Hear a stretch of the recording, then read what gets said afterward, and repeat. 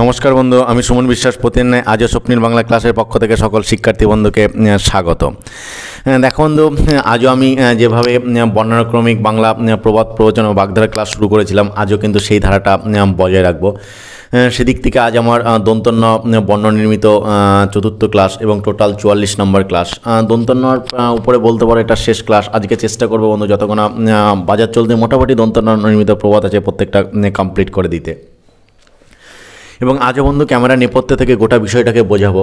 তোমরা জানো আমি প্রবাদ পড়াতে গিয়ে শুধু প্রবাদের মানেই বলি না, সেই সঙ্গে প্রবাদটা কোন ঘটনার পরিপ্রেক্ষিতে তৈরি হলো, বাস্তবে কোন ঘটনার পরিপ্রেক্ষিতে এটা আমরা ব্যবহার করব, প্রত্যেকটা বিষয়টাকে কিন্তু আমি তুলে ধরার চেষ্টাটা করি। আজও কিন্তু সেই চেষ্টাটা করব। সেদিক থেকে আজ দন্তন্য নির্মিত চতুর্থ ক্লাসে প্রথম যে প্রবাদটা পড়ব সেটা হচ্ছে নিম তেতো নিষিদ্ধ তেতো তেতো মাকাল ফল, তার চেয়ে অধিক তেতো বন সতীনের ঘর। ব্যাপারটা কেমন বলো তো বন্ধু? অর্থাৎ দুই বোন সতীনের সর্বদা কলহ, যে ঘর কেউ টিকতে কিন্তু পারে না। অর্থাৎ সতীন সমস্যা হচ্ছে বিরাট সমস্যা, তাই সতীনের মতন তেতো জিনিস কিন্তু আর কিছুই নেই। এটা হচ্ছে এই প্রবাদের মাধ্যমে বোঝাতে চাওয়া হয়েছে।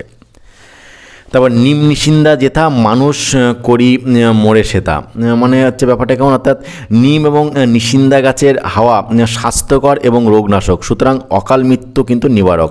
তাই নিম নিষিন্দা যেথা মানুষ কি মরে সেতা, অর্থাৎ নিম গাছ নিষিন্দা গাছ যেখানে আছে সেখানে সাধারণত মানুষ মরে না, অর্থাৎ স্বাস্থ্যকর আবহাওয়ার জন্যে। পরে হচ্ছে নিরাখালের গোদা রাখাল। নিরাখালের গোদা রাখাল মানে হচ্ছে যে অসহায় তার সহায় কিন্তু একমাত্র ঈশ্বর, তাই যার কেউ নেই তার ঈশ্বর কিন্তু রয়েছেন। পরে হচ্ছে 99-এর ধাক্কা, খুবই জনপ্রিয় একটা কথা। 99-এর ধাক্কা খুবই জনপ্রিয়, আমরা বলে থাকি। বিষয়টাকে একটু বিস্তারিত করে দিই, খুব বড় একটা বিষয়, একটু ভেঙে দিই, তোমাদের সুবিধা হবে বন্ধু। অর্থাৎ এক গ্রামে এক ছুতোর বাস করত।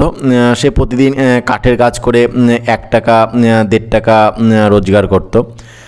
কিন্তু প্রতিদিন যেটা রোজগার করত প্রতিদিন সেটা খেয়ে ফেলত এবং পরদিনের জন্য 1 পয়সা সে সঞ্চয় করে কিন্তু রাখতো না।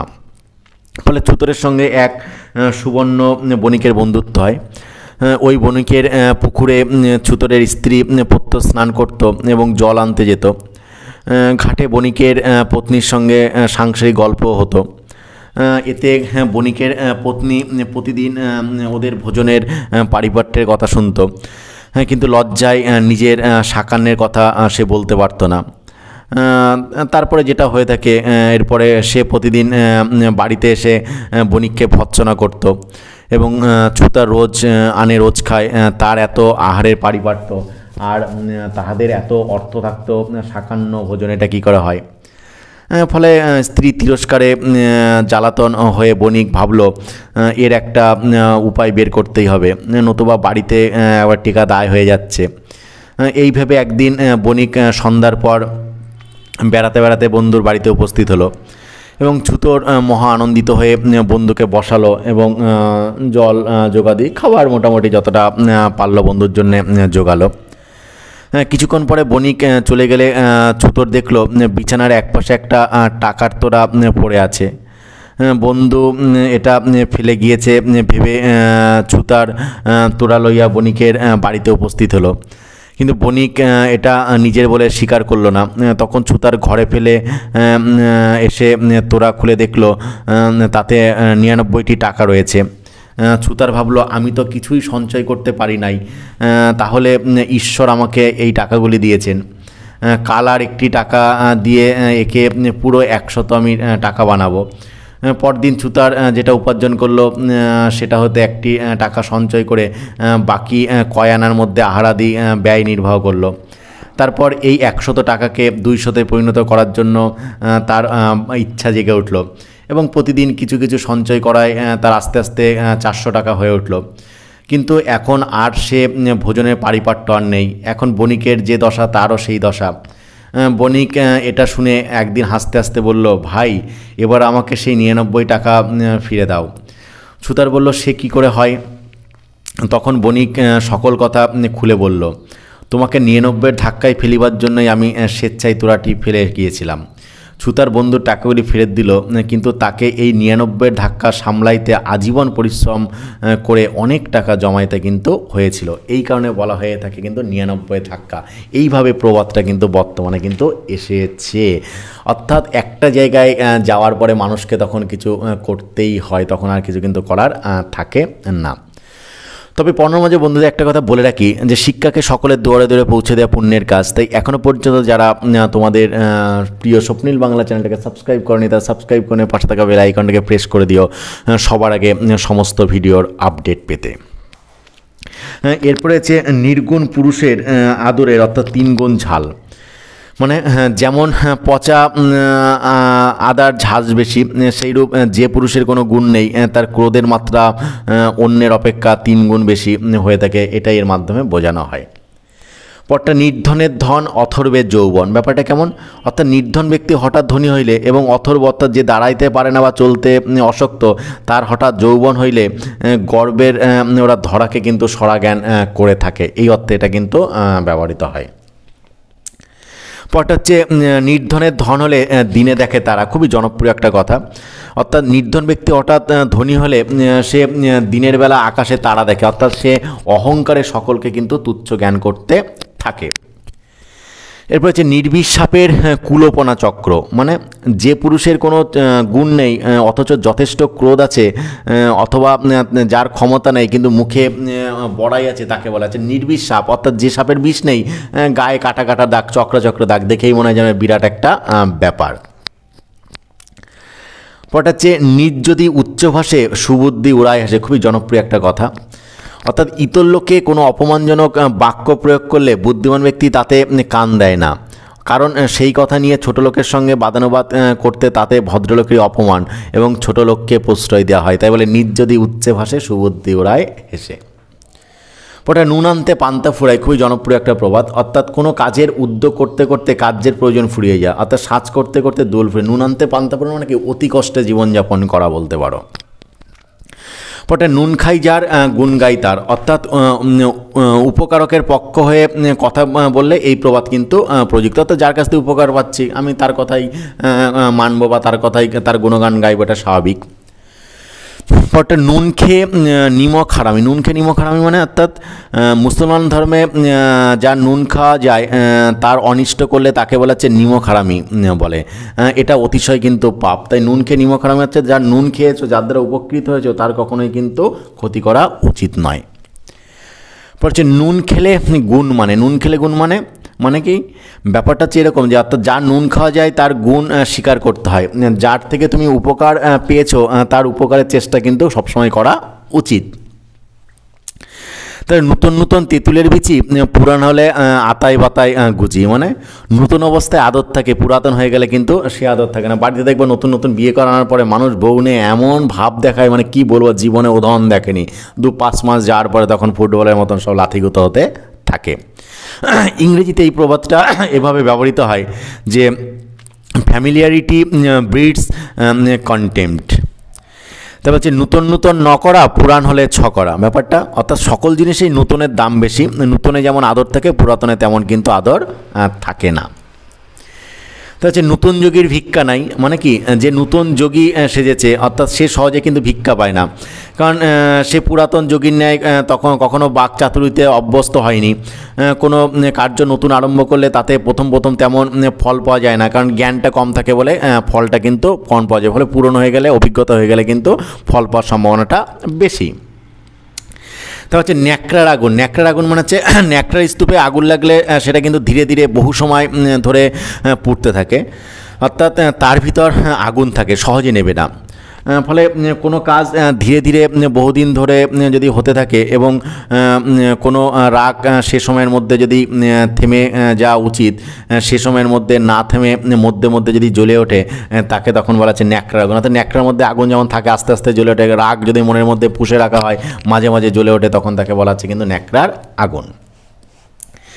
তো হচ্ছে ন্যাকা আদুরে চালসে কানা, জল বলে খায় চিনির পানা। ব্যাপারটা কেমন? অর্থাৎ এই যে ন্যাকা আবদারে চালসে ধরা লোক জল বলে কিন্তু চিনির পানা মানে খেয়ে ফেলে।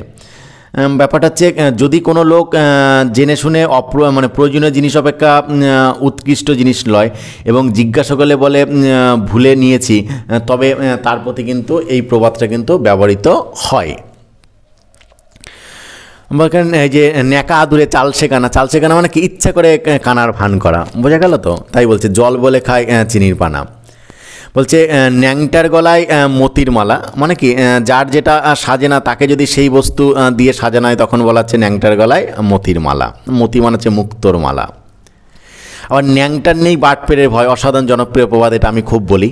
অর্থাৎ যে উলঙ্গ তার বাটপাড়ের ভয় নেই, চুরির ভয় নেই, কারণ বাটপাত তার কি নেবে। যে নির্লজ্জ তার লোকনিন্দার কিন্তু আর কোনো ভয় থাকে না। দেখুন এই প্রবাদ প্রবচনের গুরুত্ব নতুন করে বলার কিছু নেই। প্রত্যেকটা ক্লাসে এখান থেকে বিশেষ করে মাধ্যমিক, উচ্চ মাধ্যমিক, 11 প্রত্যেকটা ক্লাসে প্রশ্ন আসে, এসএসসি, প্রাইমারি, পিএসসি বিভিন্ন কম্পিটিশন পরীক্ষা এখান থেকে প্রশ্ন আসতে দেখা গেছে। ফলে এর গুরুত্ব নতুন করে বলার কিছু নেই। বা তোমরা ছাত্র হিসাবে একজন শিক্ষিত ব্যক্তি হিসাবে জ্ঞানকে আরও সমৃদ্ধ করার জন্য যে এই ক্লাসগুলো যত্ন সহকারে করবে, এটা স্বাভাবিক বন্ধু। পরটা হচ্ছে নেংটে ইঁদুর পাহাড় কাটে। নেংটে ইঁদুর পাহাড় কাটে মানে অতি ক্ষুদ্র প্রাণীর দ্বারাও অতি বৃহৎ কার্য বা ভয়ানক অনিষ্ট কিন্তু হতে পারে, এই অর্থে এই প্রবাদটা ব্যবহৃত হয়। নেটিপেটি শো অভিমানের দো, মানে যে নেটিপেটি অর্থাৎ সর্বদা কাছে কাছে ঘোরে সেই সুয়োরানী হয়ে আদর পায়, আর যে অভিমান করে থাকে সে দুয়োরানী হয়ে অনাদৃত হয়। অর্থাৎ যে সর্বদা কাছে থাকে সে বেশি আদর পায়, আর যে দূরে থাকে সে কিন্তু আদর পায় না, এই অর্থে এই প্রবাদটা কিন্তু ব্যবহৃত হয়। তারপর ন্যাড়া আর করার বা কবার কি বেলতলায় যায়, খুবই আমি বলি ন্যাড়া কবার বেলতলায় যায়। অর্থাৎ যে একবার যে কাজে ঠকেছে সে আর সেই কাজে কিন্তু হাত দিতে চায় না। তারপর হচ্ছে ন্যাড়া মাথায় বলছে খোঁচার ভয়। ন্যাড়া মাথায় খোঁচার ভয় মানে অর্থাৎ কারো কোনো বিষয়ে ত্রুটি থাকলে সে সেই ত্রুটির জন্য সবসময় কিন্তু শঙ্কিত থাকে। তাই ন্যাড়া মাথায় খোঁচার ভয় মানে কি চুল ছোটো ছোটোকে যে উল্টো দিকে যদি কেউ টেনে দেয়, গামছা দিয়ে তাহলে খোঁচা লাগবে, তাই সেই বিষয়ে সে সর্বদা কিন্তু শঙ্কিত বা ভয়ে ভয়ে কিন্তু থাকে। তো নেবু কসলালে তেতো হয়, খুবই জনপ্রিয় একটা প্রবাদ। নেবু কসলায় তেতো হয় মানে কি লেবুকে যদি ভালো করে কসলাতে থাকে তাহলে তিতো হয়ে যায়। অর্থাৎ ভালো কথারও বারবার আন্দোলন করলে তা বিরক্তিকর হয়ে থাকে। অর্থাৎ একই জিনিস বারবার পুনরুক্তি না করাই ভালো, সেটা কখনোই কিন্তু ভালো হয় না। পরটা নিয়ের এক নৌকা নিনের শতেক নৌকা, মানে অর্থাৎ যার নৌকা আছে সে তার সেই নৌকাখানি ব্যবহার করতে পায়, কিন্তু যার নিজের নৌকা নেই সে ভাড়া দিয়ে অথবা চেয়ে চিনতে অনেক নৌকা কিন্তু ব্যবহার করতে পারে। তারপরে হচ্ছে নেশাতে বুক ফাটে কুকুরে মুখ চাটে। নেশাতে বুক ফাটে কুকুরে মুখ চাটে মানে খুবই জনপ্রিয় একটা কথা, বাস্তবসম্মত কথা, বাস্তবে দেখেছি। অর্থাৎ নেশা না করলে নেশার জন্যে বুক ফাটতে থাকে, আর নেশা করলেও কুকুর এসে মুখ চাটতে থাকে। নেশাখোর হওয়া এমনই হচ্ছে দোষ। অর্থাৎ কি তুমি অতিরিক্ত নেশা করে, আমি দেখেছি অনেক মাতাল মদ খেয়ে ড্রেনে ফ্রেনে এদিক ওদিক পড়ে আছে, কুকুরে গিয়ে তার মুখে মুতে দিয়ে চলে গেছে, এরকম দৃশ্য কিন্তু আমি দেখেছি। বা অনেক শিক্ষিত মানুষকে দেখেছি, অর্থাৎ তারা হচ্ছে হয়তো পুঁথিগত শিক্ষায় শিক্ষিত, অরিজিনাল শিক্ষায় শিক্ষিত কিনা আমার জানা নেই, যে মদ ফদ খেয়ে রাস্তার পাশে পড়ে আছে। হ্যাঁ, অনেককে আমি দেখেছি। এটা কখনোই কিন্তু হওয়া উচিত নয়। আমি বুঝি না, হয়তো প্রয়োজনের খাতিরে নেশা করছে বুঝলাম, কিন্তু নেশা তো করছে না, নেশা ওকে করে ফেলছে। আমি একটু আধটু খেলাম, নিজেকে কন্ট্রোল রাখলাম, ঠিক আছে, কিন্তু মাত্রার দিককেও খেয়ে নিজের মান সম্মানটা রাস্তার ধুলোতে মিশিয়ে দেবো কুকুর গ্রামের মতন, এটা কখনোই কিন্তু শিক্ষিত লোকের হওয়া উচিত নয়।